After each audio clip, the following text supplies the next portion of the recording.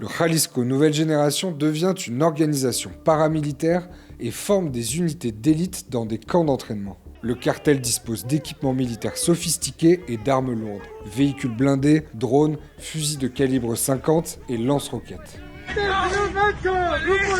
Je me souviens, j'étais monté dans un véhicule qui avait été saisi. Il pouvait faire voiture bélier et défoncer n'importe quoi. On était dans Mad Max.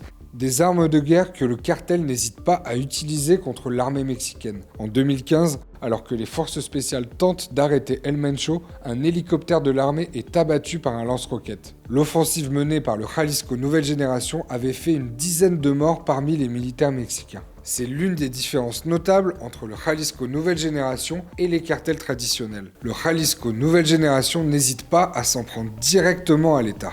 Comme en 2020 par exemple, lorsque le cartel attaque en plein jour le secrétaire d'État à la sécurité citoyenne. Contrairement au Sinaloa qui privilégie la corruption, le Jalisco mise davantage sur l'intimidation, comme le montre cet enregistrement de 2016 où El Mencho s'adresse à un policier. Hey, ¿quién habla? Mira bien, hijo de tu soy Mencho, güey. Relaja tu gente a la soy Mencho, güey.